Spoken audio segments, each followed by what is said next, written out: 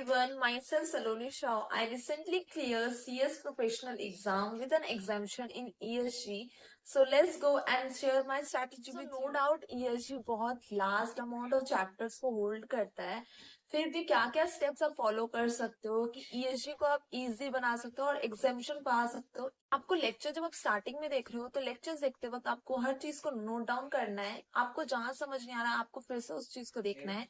और next time जब आप फिर से पढ़ने बैठोगे तो आपको एक बार फिर से वो देखना है कि वो पॉइंट आपको समझ आ रहा है कि नहीं. इस टाइम जब लेक्चर्स देखते हो तो आपको सब कुछ नोट डाउन करके रखना है. अपना नोट्स को ज्यादा ध्यान देना है क्योंकि ESG इतना सारा चैप्टर्स लेके चलता है. और जो ग्रुप बोथ ग्रुप के लिए अपेयर हो रहे हैं उनके लिए तो प्रिपेयर करना 1 डे बिफोर एग्जाम उसके लिए एक अलग स्ट्रैटेजी हो जाता है. इसीलिए नोट्स को अच्छे से प्रिपेयर करेंगे उस टाइम और एक बेटर अंडरस्टैंडिंग लेंगे कि ESG एक्चुअली है क्या, सारे गवर्नेंस को चीजों को. और आपको जैसा लगता है कि आप बुक्स में मार्किंग कर सकते हो, आप नोट्स प्रिपेयर कर सकते हो, तो सबसे पहले यही है कि आपको अच्छा बेटर अंडरस्टैंडिंग लेना है थ्रू योर लेक्चर. सेकेंड चीज तो आपको ध्यान रखना है कि ESG का module is a true blessing. मुझे नहीं लगता कि और कोई बुक और कोई भी मैथ का जरूरत होगा. अगर आपके पास ESG का मॉड्यूल है दैट इज टोटली इनफ. आपको ESG का मॉड्यूल को वंस तो आपको गो थ्रू करना है. अगर आप एक बार भी मॉड्यूल रीड कर लेते हो तो आपके कॉन्फिडेंस बूस्ट हो जाएगा. फिर आप अपने फैकल्टीज के नोट के पास भी जाके उससे रीड कर सकते हो, उससे लर्न कर सकते हो.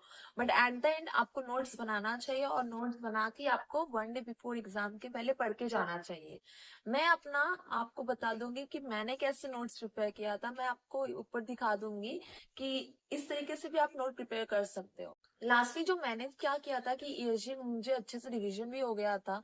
मैंने मल्टीपल टाइम रिवीजन करने का सोचा था और ESG को मैं एज अ फर्स्ट मैंने जब सब्जेक्ट रिकॉग्नाइज किया कि इतने सारे चैप्टर्स है तो कैसे पढूं, कैसे हैंडल करूंगी, तो मैंने मल्टीपल टाइम्स यानी 5 टाइम रिवीजन उसको दिया है. उसके बाद मैंने नोट्स भी बनाया है. मुझे लगता था कि नोट्स उतने हेल्पफुल नहीं हो सकते हैं तो मैंने जो जो जो चैप्टर का मुझे लगा मैंने वो चैप्टर का ही नोट्स बनाया है.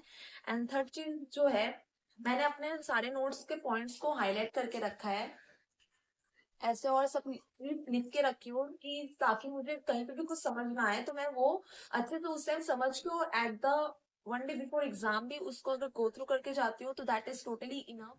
And the most important thing कि आप अगर एक बार पूरा अच्छे से आपका सिलेबस हो चुका है, रिवीजन करना, सब चीज नोट्स बनाना, तो आप बिल्कुल भी ना भूलें कि आप प्रीवियस 2 ईयर का पेपर को सॉल्व करें. आप उसको अपने हेल्प की मदद से आंसर जो गाइडलाइन देता है ICSI उसकी मदद से भी चेक करके आप देख सकते हो.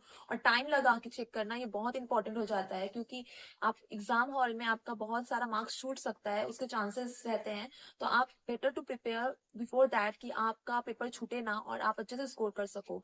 जो मुझे मोस्ट इंपॉर्टेंट लगता है कि मैंने 100 मार्क्स का एग्जाम का पेपर में पूरा अटेम्प्ट किया है. तो मैंने सारे ग्रुप 1 ग्रुप 2 को दोनों का ही 100 मार्क्स का अटेम्प्ट किया है. तो मुझे लगता है कि 100 मार्क्स का अटेम्प्ट करना is most important. If you want this type of video more on based on strategy, then do comment, like, share, and subscribe.